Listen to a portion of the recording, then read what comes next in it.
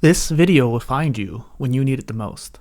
Now, when you are a multi-passionate person, someone who has many different interests, many different fields of expertise, you find yourself often being pulled between many different directions. It is a natural course for our existence. It's one of those things where humanity as a whole has thrived because of generalists. We've actually survived.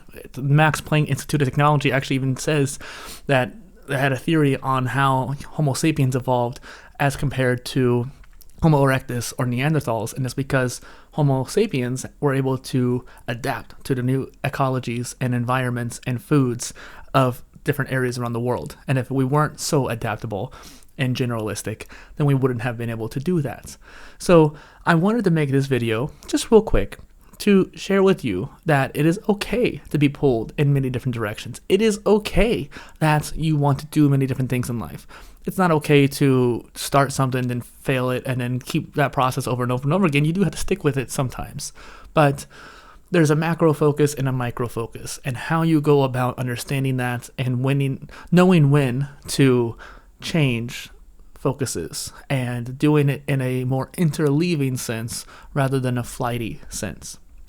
Interleaving being a lot more effective. When you're going down a skill tree, trying to acquire different skills. Let's say you're trying to build a house and you have plumbing, electricity, wiring, let's say carpentry, and then you have the holistic skill of actually building the house.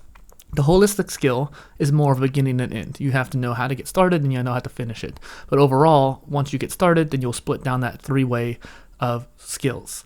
Sometimes you might want to start down the carpentry path, and then you'll get to a point where you cannot focus on that carpentry stuff anymore, so you'll switch to the plumbing path.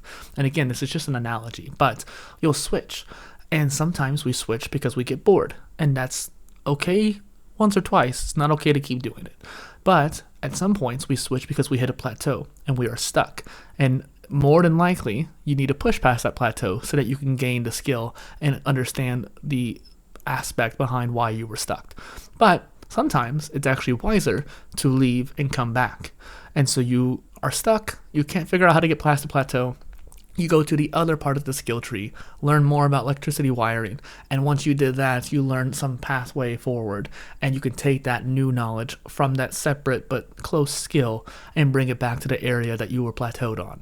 And so this idea of being multi-passionate, multifaceted, it is completely normal. And it's one of those things where in this digital renaissance, it's even more common and more people are being encouraged to be jacks of all trades.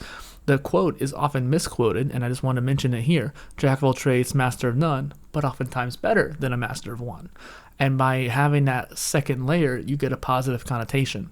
And I think a lot of people end up finding themselves very stuck because they feel like they're doing too much and they don't realize it takes a longer time to get it done. If you were focusing on just one thing, yes, you'll be able to get done in 1 year. But if you're focusing on three things, it's going to take you maybe 2.5 years, maybe not a full 3 years, but two, maybe upwards of three if you're slowing down or getting distracted. But for the most part, you can still build up all three at once. It's just going to take longer.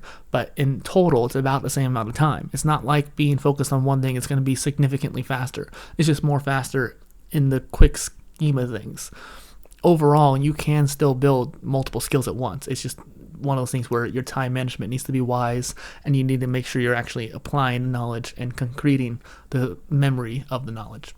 So that is it today. I just wanted to just tell you that it is okay to be polymathic. It is okay to be a jack of all trades, a generalist, or, ideally a polymath. And that is it. Thank you.